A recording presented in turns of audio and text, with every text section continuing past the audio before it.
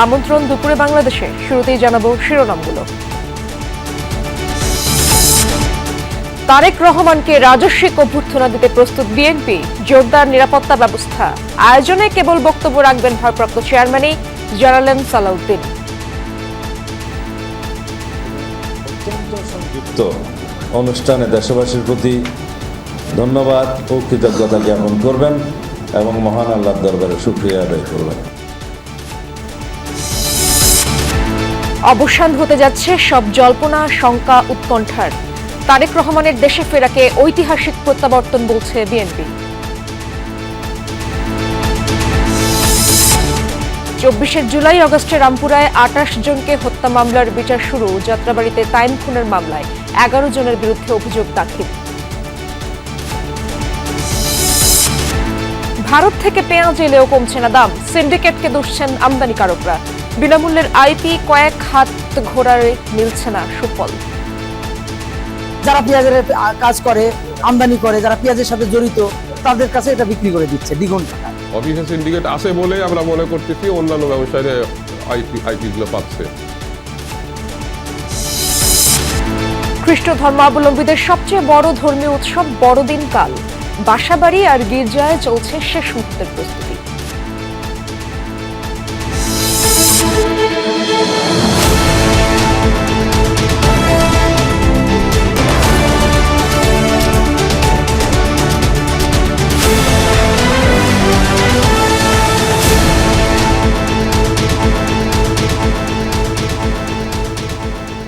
দেখছিলেন শিরোনামগুলো। এছাড়াও দেশ বিদেশের আরো খবর নিয়ে দুপুরে বাংলাদেশে আপনাদের সঙ্গে আছি আমি ইশরাত জাহান।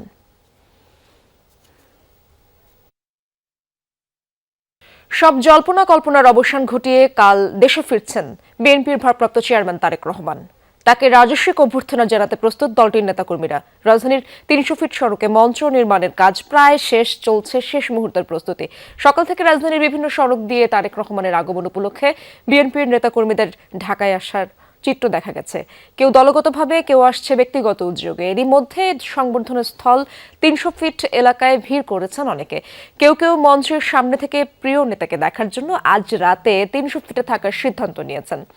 বাংলাদেশ সময় আজ রাত 12:15টায় সপরিবারে লন্ডন থেকে ঢাকার উদ্দেশ্যে রওনা হবেন তারেক রহমান। 2008 সালের 11 সেপ্টেম্বর চিকিৎসার জন্য লন্ডনে যান তারেক রহমান।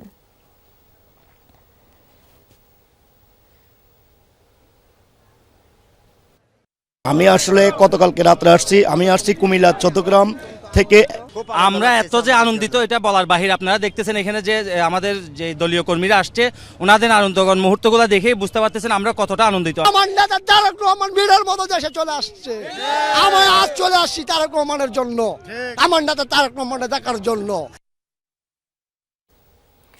300 ফিটের সমাবেশে বিএনপির ভারপ্রাপ্ত চেয়ারম্যান তারেক রহমান ছাড়া আর কেউ বক্তব্য রাখবেন না। জনদুর্ভোগ লাঘবেই রাজধানীর একপাশে 300 ফিট সড়কের সার্ভিস লেনে কৃতজ্ঞতা জ্ঞাপনের আয়োজন করা হয়েছে, এমনটাই জানিয়েছেন তারেক রহমানের স্বদেশ প্রত্যাবর্তন অভ্যর্থনা কমিটির আহ্বায়ক সালাউদ্দিন আহমদ। গুলশানে বিএনপি চেয়ারপারসনের কার্যালয়ের সংবাদ সম্মেলনে এই তথ্য জানান তিনি। বলেন, বাংলাদেশ বিমানের নিয়মিত ফ্লাইটে বৃহস্পতিবার 11:50 অবতরণ করবেন তিনি। এ সময় স্থায়ী কমিটির সদস্যরা তাকে অভ্যর্থনা জানাবেন।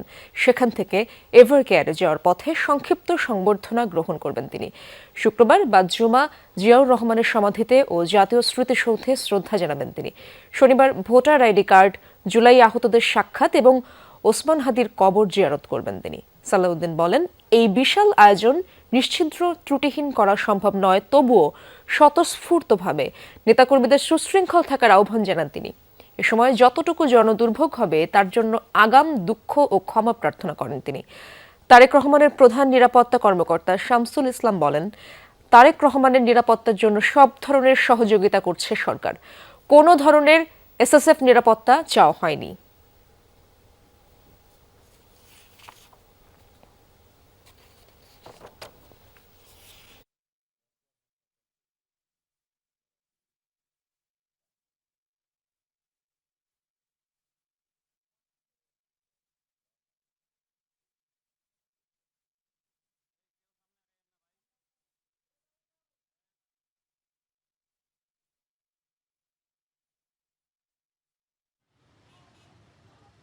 শুধুমাত্র দেশবাসীর প্রতি তার আন্তরিক কৃতজ্ঞতা প্রকাশ ও দেশনেত্রী সহ দেশের সকলের কল্যাণ কামনায় দোয়ার অনুরোধের অনুষ্ঠান।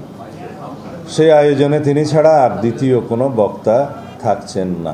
সকল ধরনের সহায়তার জন্য সরকার তার বিভিন্ন বাহিনী এবং সংস্থাগুলোকে নির্দেশনা দিয়েছেন। এসএসএফ সরকারের একটা অংশ। আমরা স্পেসিফিক্যালি আমাদের ভারপ্রাপ্ত চেয়ারম্যান নিরাপত্তার জন্য আমরা এসএসএফ কখনো নির্দেশন দিই নাই। দর্শক, রাজধানীর 300 ফিট এলাকায় সমাবেশ স্থলেই রয়েছেন আমার সহকর্মী আরিফিন শাকিল। সেখানকার খবর জানার চেষ্টা করবো। আরিফিন, মঞ্চ নির্মাণের কাজ প্রায় শেষ, যেমনটা আমরা জানাচ্ছিলাম। সবশেষ যে প্রস্তুতি, শেষ মুহূর্তে যে প্রস্তুতি, সেটি কেমন দেখছেন? এবং নিশ্চিদ্র নিরাপত্তার কথা আমরা বলছি বারবারই, সেই নিরাপত্তা কতটুকু দেখতে পাচ্ছেন আপনি? এখন পর্যন্ত আসলে দৃশ্যমান নিরাপত্তার কোনো ব্যবস্থা করা হয়নি নিশ্চিত। এখন পর্যন্ত মূলত যে কি কৌশলে কিভাবে নিরাপত্তা দেওয়া হবে সেটির মূলত প্রস্তুতি চলছে। এবং আপনাকে যদি একটু ছবিতেও দেখাতে চাই, এর মধ্যে যে মঞ্চ নির্মাণ, সেই মঞ্চ নির্মাণের কাজ প্রায় সমাপ্ত।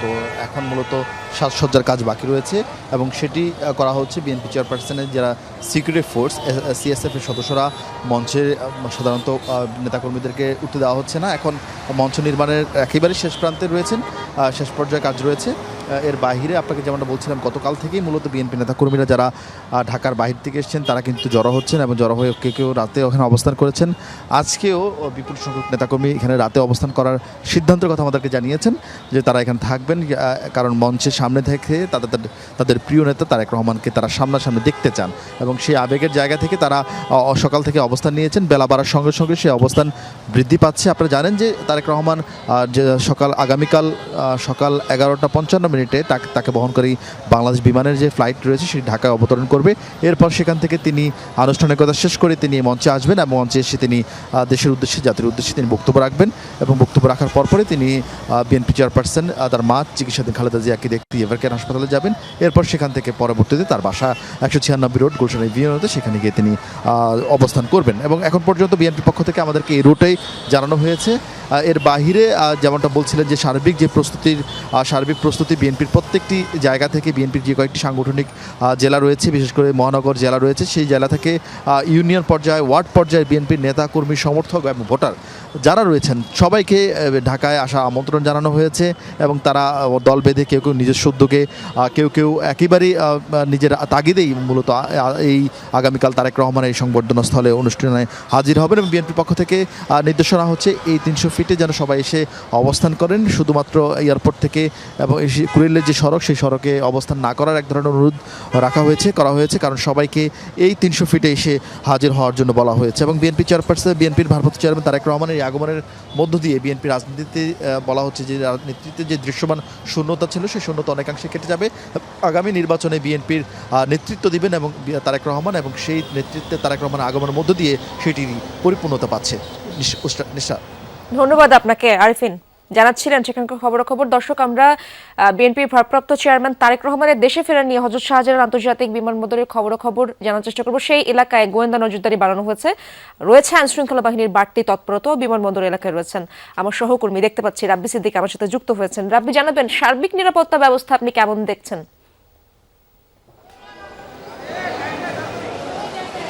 সার্বিক নিরাপত্তা ব্যবস্থা যদি বলি, যে বিমানবন্দর নিরাপত্তায় যে সমস্ত সংস্থাগুলো দায়িত্ব পালন করে থাকে তারা বেশ সকাল থেকেই তৎপর। আমরা দেখেছি যে যাত্রীদের ব্যাগ তল্লাশি, সেই সাথে পাসপোর্ট চেক করা, সেই সাথে মেটাল ডিটেক্টর দিয়ে গাড়ির ব্যাগডালা খুলে চেক করা, সব মিলিয়ে আমরা দেখেছি যে বেশ ভালোই তোড়জোড় শাহজালাল বিমানবন্দরে। এবং যাত্রীদের সাথে যদি অতিরিক্ত দর্শনার্থী থাকে তাকে কিন্তু নামিয়ে দেওয়া হচ্ছে। তারপরও কিন্তু শাহজালাল বিমানবন্দর এলাকার যাত্রীর চাপ কিন্তু কমানো যাচ্ছে না। দেখতেই পাচ্ছেন যে আমি আছি টার্মিনাল 2-এ, এখনও অনেক যাত্রীর সাথে যারা যাত্রীর দর্শনার্থী বা যাত্রীর সাথে স্বজন, তাদের চাপ কিন্তু আছে। তা যদিও বিমানবন্দর কর্তৃপক্ষ বলছেন যে তারা আজকে সন্ধ্যার পর থেকে একেবারে সিঙ্গেল এন্ট্রি, মানে যার পাসপোর্ট আছে, টিকিট আছে, তিনি প্রবেশ করতে পারবেন, সেই নীতিতে তারা যাচ্ছেন এবং সেটি কিন্তু 24 ঘন্টা ধরে চলবে। আজ সন্ধ্যা 6টা থেকে পরবর্তী 24 ঘন্টায় কিন্তু এই নিয়মে চলবে, এই নির্দেশনায় চলবে। এছাড়া আমরা দেখেছি যে ভিআইপি গেটে কিন্তু নিরাপত্তা ব্যবস্থা বাড়ানো হয়েছে, সেখানে এপিবিএনের সদস্যরা বাড়তি সদস্য নিয়োজিত আছে, সাদা পোশাকেও আইনশৃঙ্খলা বাহিনীর সদস্যরা দায়িত্ব পালন করছেন, নজরদারি বাড়ানো হয়েছে সব কয়েকটি প্রবেশ পথে এবং এক্সিট পয়েন্টে। বলা যায় যে নিরাপত্তার কোনো ফাঁক ফোকর কিন্তু রাখতে চাইছে না বিমানবন্দর কর্তৃপক্ষ, যেহেতু তারেক রহমানকে যে বিমানটি বহন করবে বিমান বাংলাদেশ এয়ারলাইন্সের BG202 ফ্লাইটটি, সেটি আজ বাংলাদেশ সময় রাত 12টা নাগাদ ঢাকার উদ্দেশ্যে, বাংলাদেশের উদ্দেশ্যে সেটি রওনা করবে এবং সেটি শাহজালাল আন্তর্জাতিক বিমানবন্দরে আসতে আসতে বেলা 12টা বাজবে এবং মাঝখানে একটি যাত্রাবিরতি আছে সিলেট হয়ে ঢাকায় আসবে। এই ঢাকায় আসা উপলক্ষে তারেক রহমানের যাবতীয় প্রস্তুতি কিন্তু সম্পূর্ণ করেছে এরই মধ্যে বিমানবন্দর কর্তৃপক্ষ। ধন্যবাদ আপনাকে রাব্বি। শেষ হচ্ছে অপেক্ষা। কাল দেশে ফিরছেন বিএনপির ভারপ্রাপ্ত চেয়ারম্যান তারেক রহমান। নিজ জন্মভূমি মাটির কাছে, মায়ের কাছে এই ফেরা। ব্যক্তিগত পারিবারিক নিপীড়ন আর শোক পাশ কাটিয়ে তার এই দেশে ফেরাকে ঐতিহাসিক প্রত্যাবর্তনই বলছেন বিএনপি নেতাকর্মীরা। বলছেন দূর প্রবাসী থেকেও তরুণ মন আর উদ্যমকে সঙ্গী করে সংগঠিত করেছেন দলকে। এবার সামনে থেকে সামলাবেন সব। বিএনপির ভারপ্রাপ্ত চেয়ারম্যান তারেক রহমানের স্বদেশ যাত্রার খবর জানাচ্ছেন সহকর্মী সাইফুদ্দিন রবিন। তারেক রহমান 2008 সালে যখন লন্ডনে উন্নত চিকিৎসার জন্য যান, তখন তিনি বিপর্যস্ত, রিমান্ডে, অকথ্য নির্যাতনে শারীরিকভাবে ভীষণ অসুস্থ। দেশের মাটিতে মায়ের সঙ্গে শেষ দেখা সেই 2008-এর 11 সেপ্টেম্বর। বিশেষ কারাগার থেকে মুক্তি পেয়েই খালেদা জিয়া ছুটে যান বাংলাদেশ মেডিকেল বিশ্ববিদ্যালয়ে চিকিৎসাধীন ছেলে তারেককে দেখতে।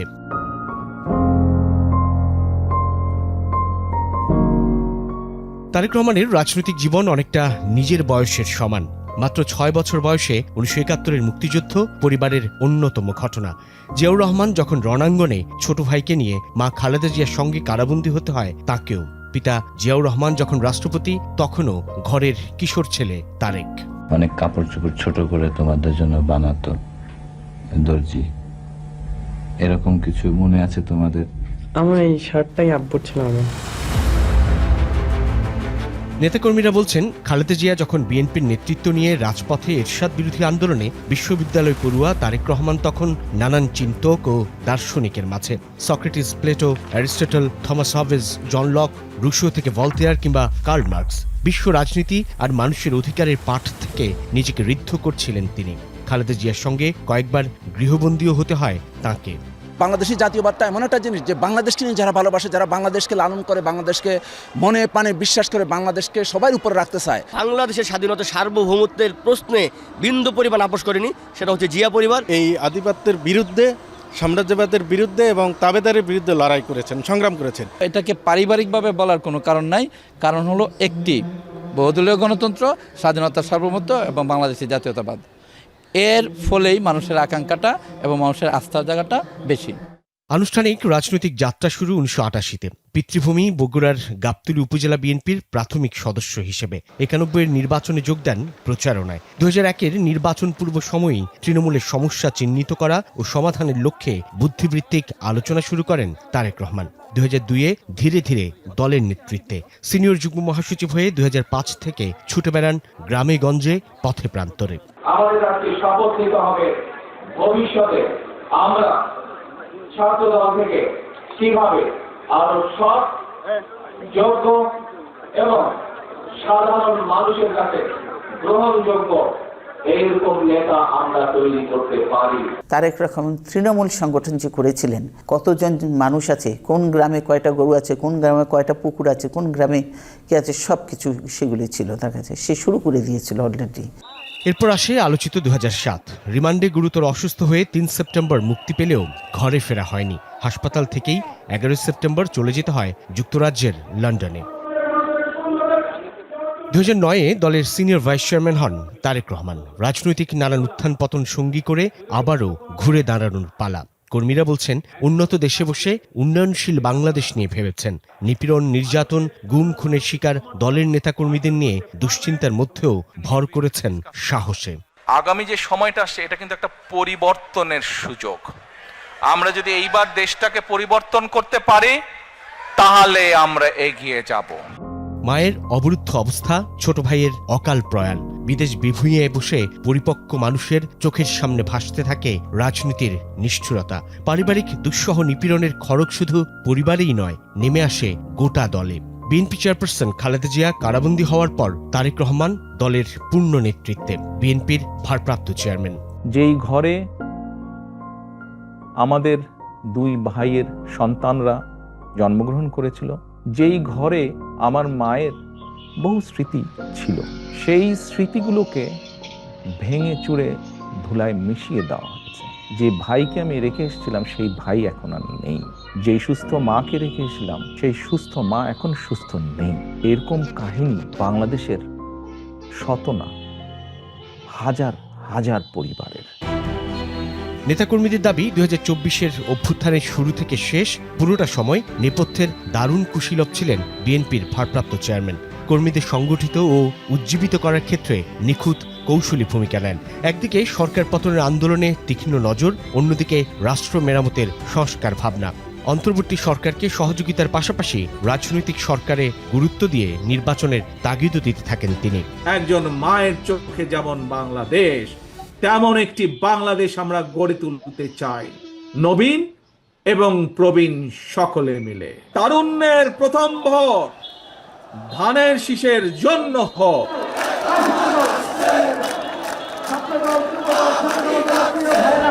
অবশেষে সব জল্পনা কল্পনা, শঙ্কা আর উৎকণ্ঠার অবসান ঘটতে যাচ্ছে।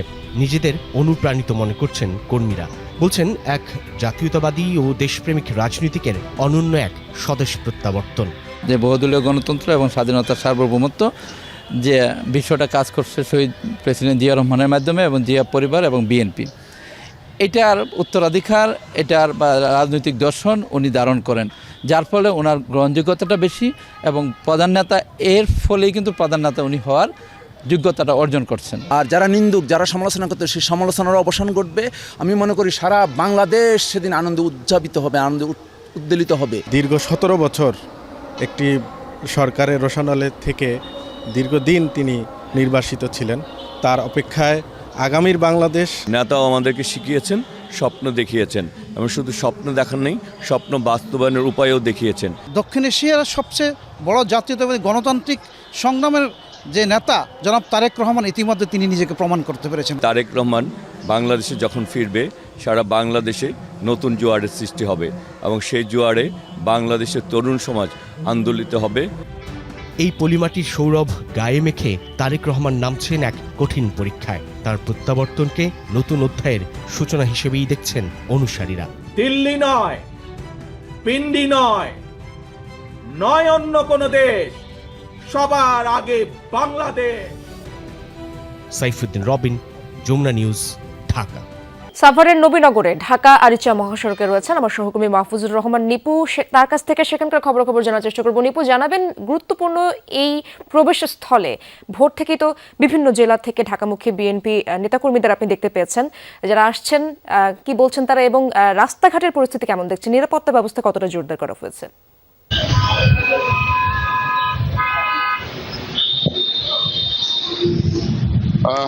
শুরুতেই বলতে চাই রাস্তাঘাটের পরিস্থিতি, সেটি কিন্তু আপনাকে বলতেই পারি যে আসলে ঢাকার যে মহাসড়ক আব্দুল্লাহপুর বাইপাল এবং ঢাকা আশুলিয়া আব্দুল্লাহপুর বাইপাল, এই সড়ক তিনটিতে কিন্তু আমরা দেখেছি অন্যান্য দিনের চেয়ে আজকে কিন্তু যারা ট্রাফিক পুলিশ রয়েছে বেশ সজাগ রয়েছে। তারা কিন্তু ভোর থেকেই আমরা দেখেছি বিভিন্ন পয়েন্টগুলোতে যাতে যানবাহনের জটলা না বাঁধে সেই বিষয়টি মাথায় রেখে কিন্তু তারা এর মধ্যে কাজ শুরু করেছে। তো আমরা ঢাকা জেলা পুলিশের পক্ষ থেকে কথা বলার চেষ্টা করেছিলাম। তারা যেটা আমাদেরকে জানিয়েছেন যে আজকে তারা জানেন যে সারা দেশ থেকে, অর্থাৎ এই রোডটি হচ্ছে দক্ষিণবঙ্গ এবং উত্তরবঙ্গের একটি গুরুত্বপূর্ণ প্রবেশ মুখ রাজধানীতে। এই বিষয়টি মাথায় রেখে কিন্তু তারা বিভিন্ন গুরুত্বপূর্ণ পয়েন্টগুলোতে আইন শৃঙ্খলা রক্ষাকারী বাহিনী দাঁড়িয়ে কিন্তু কাজ করছেন। আমরা যেটা দেখেছি যে বেশ কয়েকটি পরিবহন কিন্তু তল্লাশি করতে দেখেছি পুলিশের পক্ষ থেকে। তারা নিরাপত্তার বিষয়টি মাথায় রেখে কিন্তু এমনটি করছেন, এমনটি কিন্তু আমাদেরকে জানিয়েছেন।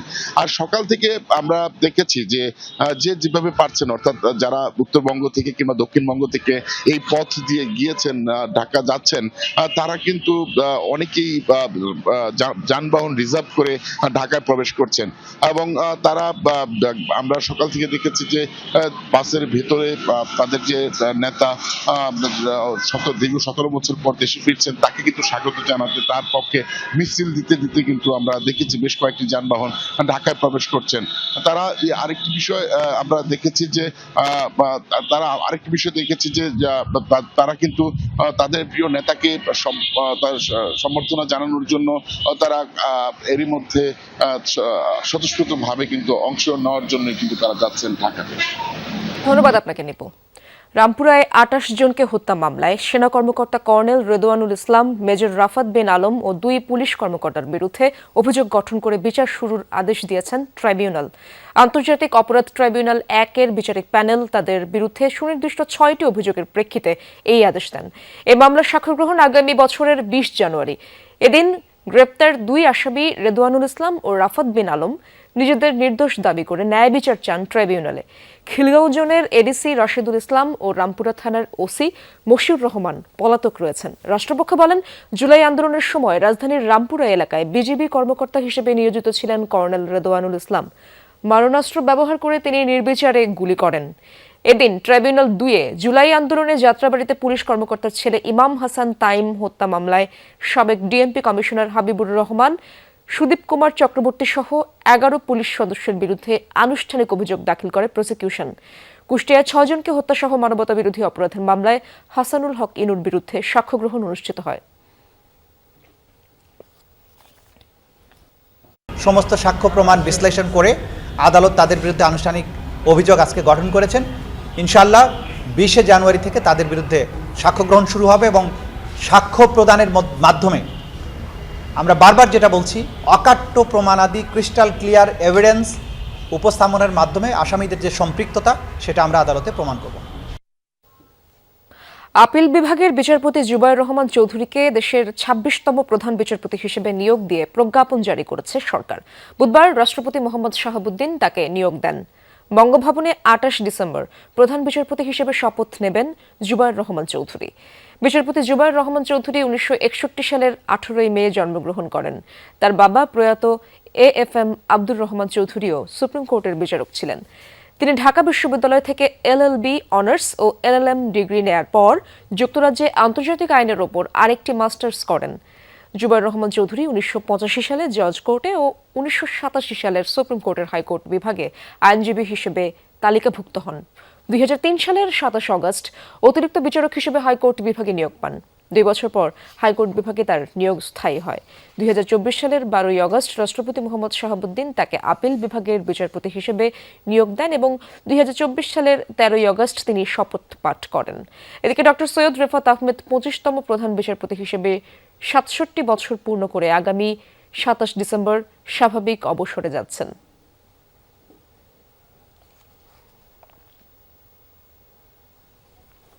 (2012 থেকে 2023 সাল পর্যন্ত সরকারি ও বেসরকারি 6টি সৌর প্রকল্পে 2,926 কোটি টাকা দুর্নীতি করা হয়েছে। এই তথ্য জানিয়েছে ট্রান্সপারেন্সি ইন্টারন্যাশনাল বাংলাদেশ TIB। দুপুরে রাজধানীতে নবায়নযোগ্য জ্বালানি খাতের চ্যালেঞ্জ উত্তরণ নিয়ে এক ব্রিফিংয়ে একথা জানায় সংস্থাটি। উপস্থিত ছিলেন সংস্থাটির নির্বাহী পরিচালক ডক্টর ইফতেখারুজ্জামান। তিনি বলেন, সে সময় বাজেটে যে অর্থ ব্যয় হয়েছে তার মাত্র 3% নবায়নযোগ্য খাতে ব্যয় হয়েছে। অনেকে যোগসাজশের সব মাত্রায় অনিয়ম হয়েছে। সে সময় 5টি প্রকল্পে শুধু জমি ক্রয় এবং অধিগ্রহণে 249 কোটি 15,59,000 টাকার দুর্নীতি হয়েছে। এছাড়া 2024-25 অর্থ বছরে PDB-তে 62,000 কোটি টাকা ভর্তুকিও বেড়েছে। সবচেয়ে সবচেয়ে বেশি দুর্নীতিগ্রস্ত যে খাতগুলো আছে তার মধ্যে অন্যতম শীর্ষে বিদ্যুৎ খাত, জীবাশ্ম ভিত্তিক, এবং সেখানে ক্যাপাসিটি চার্জ এবং অন্যান্য ভাওতাবাজির মাধ্যমে যে অনিয়ম দুর্নীতিকে প্রাতিষ্ঠানিক রূপ দেওয়া হয়েছিল। বিরতির পর আবারও স্বাগত, দেখছেন দুপুরে বাংলাদেশ। কথা ছিল আমদানি শুরু হলে পেঁয়াজের দাম হাতের নাগালে আসবে, কিন্তু তা হয়নি। রাজধানীতে মানভেদে প্রতি কেজি বিক্রি হচ্ছে 90 থেকে 125 টাকা দরে। অভিযোগ, অসাধু কর্মকর্তা আর ব্যবসায়ী সিন্ডিকেটের কাছে জিম্মি আমদানিকারকরা। বিনামূল্যের আমদানি অনুমতিপত্র আইপি কিনতে হচ্ছে ৩-৪ লাখ টাকায়, ফলে আমদানি বাড়লেও কমছে না দাম। বাজারের অন্যতম টেনশন এখন পেঁয়াজের দাম কিছুতেই না কমা। মুড়ি কাটা কিংবা হালি পেঁয়াজের দর শুনলেই যেন পিলে চমকে যায়। ঝাঁজ কমাতে গত ৭ ডিসেম্বর থেকে আমদানির অনুমতি দেয় সরকার। প্রতিদিন ৫০ জন ব্যবসায়ীকে ৩০ টন করে দেওয়া হচ্ছে আমদানির অনুমতি। তবে বিনামূল্যের আমদানি অনুমতিপত্র আইপি আমদানিকারকদের হাতে পৌঁছাচ্ছে কয়েক হাত ঘুরে ৩ থেকে ৪ লাখ টাকা খরচে। অভিযোগ উঠেছে কিছু অসাধু কর্মকর্তা লাখ টাকা উৎকোচ নিয়ে এই আইপি দিচ্ছেন এমন ব্যবসায়ীদের যারা পেঁয়াজ আমদানি করেননি। তারা আবার কয়েক লাখ টাকা নিয়ে সেই আইপি বিক্রি করছেন প্রকৃত আমদানিকারকদের কাছে। আমার পরে যারা আইপি করছে, আমার পরে যারা অ্যাপ্লিকেশন করছে তারা পেয়ে গেছে, কিন্তু আমি আগে অ্যাপ্লিকেশন করছি, আমি আমারটা পাইছি অনেক দেরিতে, কারণ আমি কোনো টাকা পয়সা দেই নাই। আমাদেরকে বিভিন্নভাবে জটিল মাধ্যমে যায় এটা বের করতে হচ্ছে। কিরকম? এটা খরচ হচ্ছে, টাকা পয়সা খরচ হচ্ছে। অফিসে সিন্ডিকেট তো থাকতেই পারে, অফিসে সিন্ডিকেট না থাকলে তা পেঁয়াজের ব্যবসায়ীরাই শুধু আইপি গুলো পাইতো। অফিসে সিন্ডিকেট আছে বলে আমরা মনে করতেছি অন্যান্য ব্যবসায়ীরা আইপি গুলো পাচ্ছে। এটাও যেন কেউ যেন বলে না যে ইম্পোর্টাররা লাভ করতেছে, কিছু আছে তো সমস্যা আছে ভিতরগত। ব্যবসায়ীদের অভিযোগ, ভারতের মোকামে কম দামে কিনলেও আইপি বাবদ অতিরিক্ত খরচার কারণে দেশের বাজারে আশানুরূপ কমেনি পেঁয়াজের দাম। ক্ষতির মুখে পড়ছেন সাধারণ ভোক্তারা। ধরেন একজন চালের ব্যবসায়ী ৩০ টনের আইপি পেয়েছে, ওনার কাছ থেকে আমার কিনে নিতে হচ্ছে ২ লাখ টাকা ৩ লাখ টাকা দিয়ে, কারণ উনি বিক্রি করবে লাভ দিয়ে। আমি পাথরের কাজ করি, এখন পেঁয়াজের আইপি করে ফেলছি, মানে একই তো আমাদের ডকুমেন্টস লাগে। তো এই আমি তো আর পেঁয়াজ আমদানি করব না, সেক্ষেত্রে কি আর যারা পেঁয়াজের কাজ করে আমদানি করে, যারা পেঁয়াজের সাথে জড়িত, তাদের কাছে এটা বিক্রি করে দিচ্ছে দ্বিগুণ টাকায়। ১ লাখ ২ লাখ ৩ লাখ ৫ লাখ যে যেমন চাহিদা পাইতেছে সেভাবে নিচ্ছে। প্রায় ১১০০ ১১৫০ লাইসেন্সের দরখাস্ত জমা হয়েছে। তো এগুলো তো সব পেঁয়াজের ব্যবসায়ী না। সরকারকে মূলত দেখতে হবে পেঁয়াজের ব্যবসায়ী কারা বাংলাদেশে। আইপি অনিয়ম বন্ধের তাগিদ দিচ্ছেন আমদানিকারকরা, পাশাপাশি দাবি জানান বাজার নিয়ন্ত্রণে চাহিদা মাফিক আইপি দেয়ার। কাশফিয়া রুহি, যমুনা নিউজ। খ্রিস্ট ধর্মাবলম্বীদের সবচেয়ে বড় ধর্মীয় উৎসব বড়দিন ঘিরে দেশের বিভিন্ন স্থানে চলছে শেষ মুহূর্তের প্রস্তুতি। বসতবাড়ি ও উপাসনালয়ের সাজসজ্জায় ব্যস্ত সময় কাটাচ্ছেন অনেকে। শান্তিপূর্ণ পরিবেশে উৎসব উদযাপন নিশ্চিতে আজ শৃঙ্খলা বাহিনীও তৎপর রয়েছেন। নেওয়া হয়েছে কঠোর নিরাপত্তা ব্যবস্থা।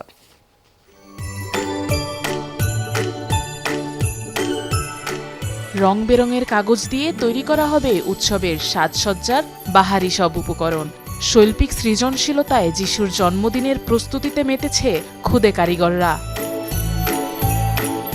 সারা বছর ধরে এক্সাইটেড থাকি, সারা বছর ধরে একটা প্ল্যান করে রাখি যে বড়দিনে এই কাজগুলো করব, চার্চ সাজাবো। কাগজ দিয়ে বিভিন্ন জিনিস বানাচ্ছি, সেই বিভিন্ন জিনিস এক একজন এক এক রকম বানাচ্ছে, যেরকম আমি তারা বানাচ্ছি, তারপরে আরও আছে যে ফুল বানাচ্ছে, তারপরে সান্টা ক্লজ বানাচ্ছে।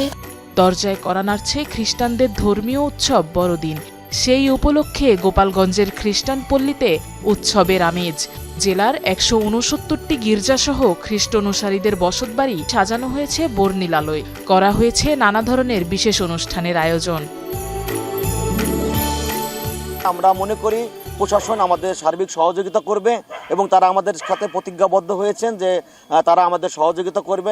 ২৪ তারিখ রাতে বিশেষ অনুষ্ঠান হবে, সেখানে পা ধোয়ানো অনুষ্ঠান হয় এবং সেখানে বিশেষ করে রাত্রি জাগরণের একটি বিশেষ সভা পরিচালিত হয়। আমাদের বড়দিন 25শে ডিসেম্বর, কিন্তু তার আগে থেকে যেমন ডিসেম্বর 1 তারিখ থেকে কিন্তু আমাদের মধ্যে একটা ভাব চলে আসে ক্রিসমাস। ডিসেম্বরের 1 তারিখে আমরা খুব কীর্তন গান গেয়েছি। সারা গোপালগঞ্জে যতটা চার্চ আছে আমরা সব চার্চে ঘুরেছি। উৎসব ঘিরে আইন শৃঙ্খলা পরিস্থিতি নিয়ন্ত্রণে কঠোর নিরাপত্তা ব্যবস্থা নিশ্চিত করা হয়েছে বলে জানিয়েছেন পুলিশের এই কর্মকর্তা। আমরা এই গির্জাগুলোকে 2টা ক্যাটাগরিতে ভাগ করেছি, একটা হচ্ছে গুরুত্বপূর্ণ, একটা হচ্ছে কম গুরুত্বপূর্ণ বা সাধারণ। তো গুরুত্বপূর্ণ চার্চগুলোতে আমাদের স্ট্যাটিক ডিউটি থাকবে, পাশাপাশি আমাদের মোবাইল যে টহলগুলো আছে টহলগুলো থাকবে, টহলগুলো জোরদার করা হয়েছে। আর যেগুলো সাধারণ আছে সেগুলো আমাদের বিট পুলিশ, তারপরে থানা থেকে আমাদের মোবাইল টিম নিয়মিত টহল করবে। বেথেলহেমের এক গোয়াল ঘরে জন্ম যীশু খ্রিস্টের। সেই আদলে মুন্সিগঞ্জের সিরাজদিখানে তৈরি করা হচ্ছে গোশালা। বসতবাড়িতে সাজানো হয়েছে ক্রিসমাস ট্রি। 24 ডিসেম্বর রাত থেকেই চার্চগুলোতে থাকবে বিশেষ প্রার্থনা ও খ্রিস্টান ধর্মাবলম্বীদের মিলন মেলার আয়োজন। যীশুখ্রিস্ট পৃথিবীতে এসেছিলেন শান্তি স্থাপন করতে, মানুষকে মুক্তি দিতে। প্রতিবারের মতো এবারও আমাদের এই দিনটি আনন্দঘন মুহূর্তে কাটবে। সবাইকে বড়দিনের শুভেচ্ছা জানাই। সারা বছর একটি দিনের অপেক্ষায় থাকেন যিশু ভক্তরা। পুরো ডিসেম্বর জুড়েই নেওয়া হয় বড়দিনের প্রস্তুতি। আনন্দ উৎসবের সাথে খ্রিস্ট ভক্তদের কাছে যিশুর আগমন যেন ধরনীর সব অন্ধকার অস্থিরতা দূর করার আশা। আফরোজা লামিয়া, যমুনা নিউজ। এখন থেকে স্পাইসি ক্রিস্পি পটাটা প্রাণ পটাটা একটি স্বনির্ভর বিস্কুট। তুরস্কে বিমান দুর্ঘটনায় প্রাণ হারিয়েছেন লিবিয়ার সেনাপ্রধান মোহাম্মদ আলী আহমেদ আল হাদ্দাদ। একই দুর্ঘটনায় দেশটির আরও 4 কর্মকর্তা নিহত হয়েছেন। মঙ্গলবার তুরস্ক থেকে ত্রিপোলি ফেরার পথে আঙ্কারার কাছে বিধ্বস্ত হয় তাদের বহনকারী প্রাইভেট জেট। নাশকতা নয়, প্রাথমিকভাবে বিমানের যান্ত্রিক ত্রুটিকেই মনে করা হচ্ছে দুর্ঘটনার কারণ।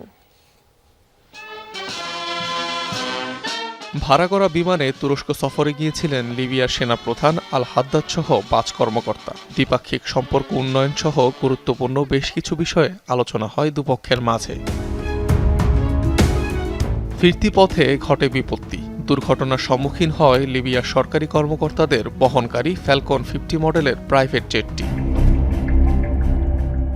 কর্তৃপক্ষ বলছে স্থানীয় সময় রাত 8টার দিকে আঙ্কারা থেকে উড্ডয়নের কিছু সময় পরই বৈদ্যুতিক গোলযোগ দেখা দেয় আকাশযানটিতে। এয়ার ট্রাফিক কন্ট্রোলারের সাথে যোগাযোগ করে জরুরি অবতরণের অনুমোদন নেওয়া হয়। তবে সেই প্রক্রিয়া শুরুর আগেই এয়ার ট্রাফিকের রাডার থেকে গায়েব হয়ে যায় আল হাদাদের বিমানটি। পরে হাইমানা নামক জেলায় পাওয়া যায় উড়োযানটির ধ্বংসাবশেষ। উদ্ধার অভিযানে বের করে আনা হয় নিহতদের মরদেহ। প্রাথমিক তদন্তে এটিকে নিছক দুর্ঘটনা হিসেবেই দাবি করছে তুর্কি প্রশাসন। পশ্চিম লিবিয়ার শীর্ষ সামরিক কমান্ডার ছিলেন আল হাদাদ। 2011 সালে গাদ্দাফি বিরোধী আন্দোলনেও সক্রিয় ভূমিকা ছিল তার। গোষ্ঠীগত দ্বন্দ্বে জর্জরিত লিবিয়াকে একত্রিত করার চেষ্টায় গুরুত্বপূর্ণ ব্যক্তিত্ব হিসেবে বিবেচিত আল হাদাদ, দেশজুড়ে যার ছিল ব্যাপক জনপ্রিয়তাও। সেনাপ্রধান আল হাদ্দাদের মৃত্যুতে 3 দিনের রাষ্ট্রীয় শোক ঘোষণা করেছে লিবিয়া। অনিক রহমান, যমুনা নিউজ। দিনাজপুর 3 আসন থেকে বিএনপি চেয়ারপারসন বেগম খালেদা জিয়ার পক্ষে মনোনয়নপত্র সংগ্রহ করছেন নেতাকর্মীরা। এই বিষয়ে আরো জানার চেষ্টা করব। সহকর্মী মাহফুজুল হক সেখানে রয়েছেন, খবর রাখছেন। মাহফুজ, জানাবেন এ পর্যন্ত কতজন মনোনয়নপত্র সংগ্রহ করেছেন? কোনো স্পষ্ট তথ্য কি আপনার কাছে রয়েছে কিনা, এবং নেতাকর্মীরা এই ব্যাপারে কি বলছেন?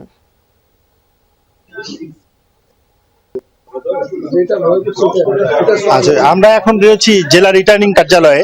আমরা আসন থেকে যে বিএনপির যে পদপ্রার্থী তার পক্ষে মনোনয়ন সংগ্রহ করছেন আমাদের দিনাজপুরের বিএনপি।